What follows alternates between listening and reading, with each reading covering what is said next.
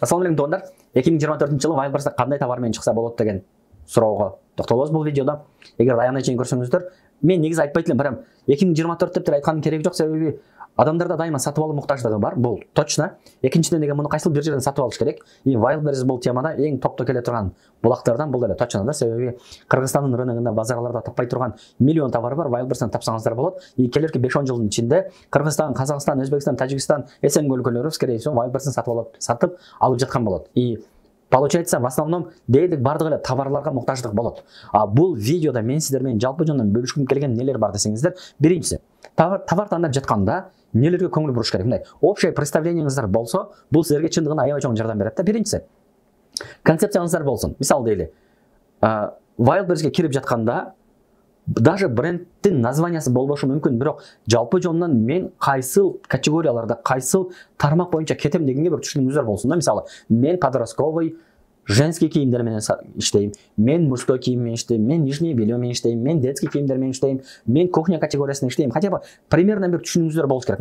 Концепцияңыздар болсын дегенім ошол. Неге? Себебі туғандар, Wildberries'те 2000-ден ашық категория бар. Категория деген сөзді как раз ниша деп түсінсеңіздер болады, жол болса бағыт деп түсінсеңіздер болады. 2000-ден ашық категория бар, 45 миллиондан ашық товар бар. И получается сіздер деген хотя бы примерно қайсыл бағыттармен кетем десеңіздер, бұл деген сортировка болады өз кезегінде ше.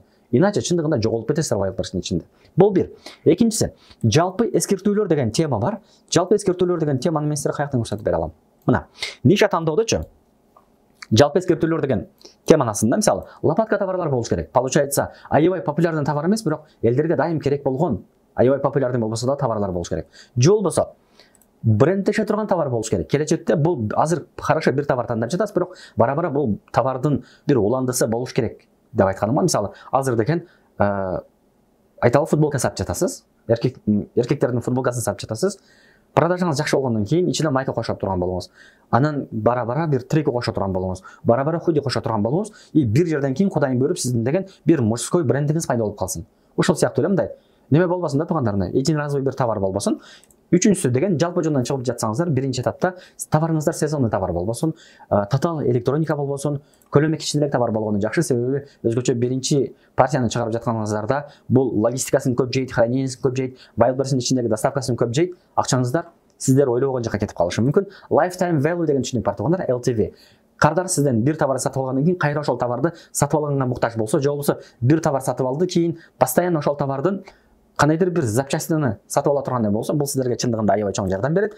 Тренд болбаған товарлар жақсы. Бір жерде попит бар деле, бурашка бар деле, фиджет спиннер бар деле. Ошол сияқты бір бум болып тұр, қайда жоғалып кеткен товар болбосын. Товар таңдап жатқанда максимально творческий подход қылыңыздар. Анткени Wildberries'те 45 миллион товар болса, ошол товарлардын арасынан өзгөчөлөнүп туруш үчүн сиздерде какой-то бір фишкаңыздар болушу керек. Анан деген акыркы бір эскертүүм, как раз могул жалпы эскертүүлөрдүн ичинде товарыңыздардын сырьёсу жакшы болсун. Айтайын дегеним, бир товар чыгардыңыздар, бул товарды эми топқа шығарып, ақша салып, эмгек кылып, вактыңыздар, энергияңыздар, нервиңиздер кетип, бул товарды эми топқа чыгарганыңыздарда товарыңыздардын сырьёсу түгөнүп калса, бул товарды сата албай каласыздар. Ошончо эмгек текке кетет. Так что оюңуздардын бир четинде бул товардын сырьёсу барбы, бул товардын уландысы барбы деген вопрос болуш керек.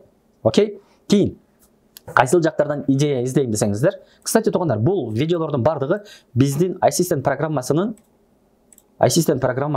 азыр кыскача мында айта кетейин. Ассистент программасының видео обучение деген жерінде бардығы подробно түшүндүрүлгөн. Бұл жердечи. А мен сіздерге азыр деген мындай кыскача форматта айтып кетип атам. Кайсыл жактан идея издесек болот товарга?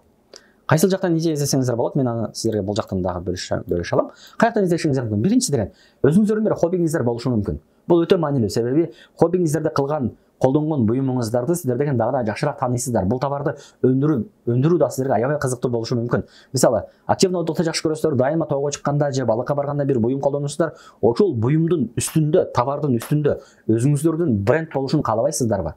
Кудайга шүгүр, азыр интернеттешкен доордо, глобализацияда сиздерге бул бардык мүмкүнчүлүктөр бар. Кытайдагы заводдор менен байланышып өзүңүздөрдүн товарыңыздарды өзүңүздөрдүн брендиңиздер менен чыгарсаңыздар болот. Так что хоббиңиздердин үстүнөн ойлонуңуздар. Мен өзүм азыр хобби катары жасаган иштеримде колдонгон буюмдун кайсынысын Wildberries'те сатсам болот? Муну вариант катары караңыздар. Же азыр өзүңүздөр сатып жаткан товар болушу мүмкүн, же өзүңүздөр аябай кызыккан бир товар болушу мүмкүн болот го. Кичинекейиңиздерден бери көпчүлүк кыздарда же анча модага кызыккан балдарда өзүмдүн бренд одеждам болсун деп кызыгышат. Мунун неге жөн эле кыял бойдон калтырасыздар? Вариант катары караңыздар, товар катарычы. Же болбосо супермаркет, базарларга барганда карап көрүңүздөр. ал жақтан қандай товар сіздерге вариант қатар сатылышы мүмкін.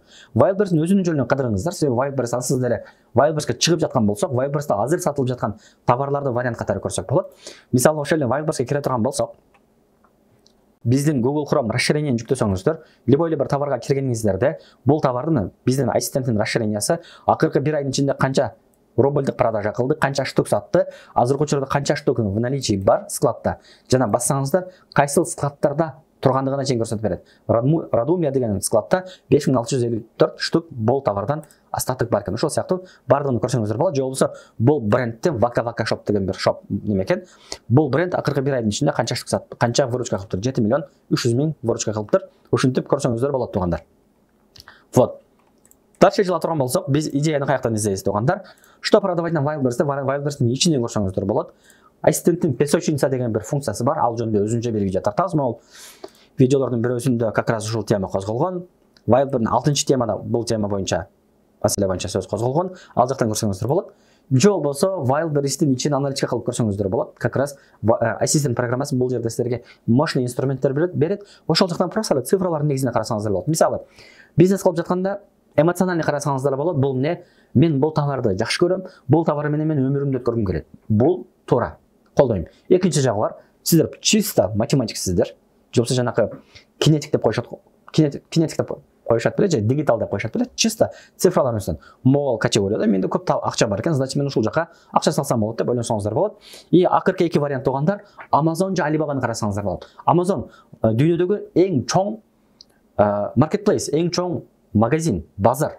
Бул жакта эң жакшы сатылып жаткан товарларды идея карасаңыздар болот. Же экинчи вариант Alibaba дүйнөдөгү эң чоң заводдордун портфолиолору. Завод, Кытайдагы заводдордун сайттары деп койсоңуздар болот. Ал жака кириңиздер, заводдордун, компаниялардын өндүрүп жаткан товарларын караңыздар. Ал жактан не сатса болот, не сатса болбойт, өзүңүздөр вариант катары чыгарыңыздар.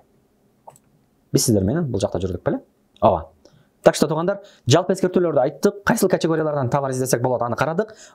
Эми ассистенттин ичинен мен сиздерге эки функция көрсөтөм. Булардын биринчиси сводка по категориям деген жер. Сводка по категориям деген жер ассистенттин ичине кирип туруп, бул жактан аналитика категория деген жерде баса турган болсоңуздар, Wildberries'теги бардык маанилүү категориялар чыгат. Бул категориялардын ичинен мисалы дейли, женщина деген категория. Сиздер женская категория киргиңиздер келип жатат. Өндүрүшүңүздөр болушу мүмкүн, же азыр жөнүндө товар карап жаткан болушуңуздар мүмкүн. Бул жерде басканыңыздардачы тугандар. Ассистент программасы сиздерге муну Excel колдонгонду да талап кылбайт, башка бир кошумча программаларды талап кылган, колдонгонду талап кылбайт. Просто ачыңыздар дагы бул жердеги Wildberries'теги женщина деген категориянын ичиндеги бардык категориялар жана под категориялардын баардыгын өтүп ачып көрсөңүздөр болот. Бардыгы сиздерге дап даяр турат. Дальше эмне кыласыздар, караңыздар. Бул жердеги маалыматтарды алыш үчүн биз 5 жыл кетти. Толтура бизнесмендер менен, Wildberries'те иштегендер менен сүйлөшүп, бул жерде сиздерге полный даяр кылып койдук. Мисалы, не кыласыздар? Мага Wildberries'те акыркы бир айда 50 миллиондон 50 миллиондон көп оборот кылып жаткан товарлардын категориялары десеңиздер мына. Бул жактан жаздыңыздар. Больше и равно дедиңиздер.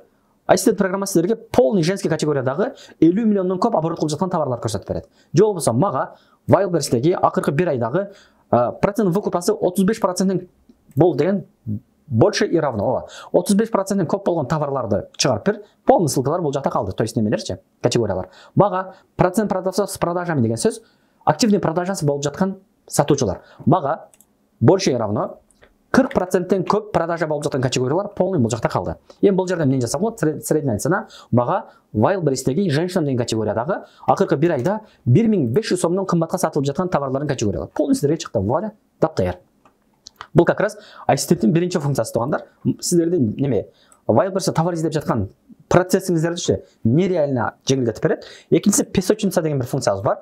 Wildberries'ке ассистентке киресиздер. Бул жакта внешняя аналитика деген жерде Италия караңыздар тугандар. Внешняя аналитиканын астындагы функциялар булар деген сиздерге товар тандаганга жардам берет. Песочница дегендин ичинде баса турган болсоңуздар, сиздерге моундай бир категориялар ачылат. То есть моундай бир окно ачылат. Бул жака эмне кыласыздар? Мисалы, мага деген мужчинам деген категорияга кирип, бул жакта 1-2 дегендин ичинде ачасыздар дагы, айталы акыркы бир айда мага 500 миңден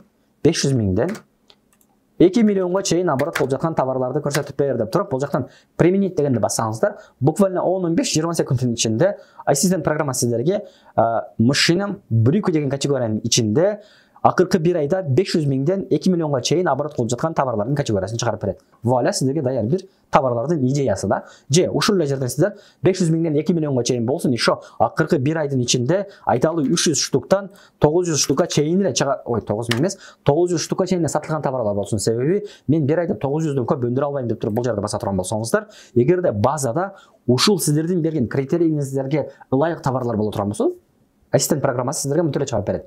Итак эле ассистент программасын көрдүңүздөрбү? Даже могу кийим деген кыргыздардын бренди. Ничего себе. Кийим деген бренд, ценасы 1500 кен, продажасы 479 штук. Себеби бизден 300дөн 900га дедик да. Выручка 838 миң кен. Кыргыздардын чыгарган кийими. Ушинтип туруп эле тургандар, бул жактан сиздер идеялар тапсаңыздар болот. Ассистент программасына айына болгону бери 3000 сом төлөйсүздөр, бирок бул 3000 сомдун ичинде обучениясы бар, техподдержкасы бар, мол функциялары бар и полный аналитикасы бар. Так что муну дагы бир вариант катары караңыздар.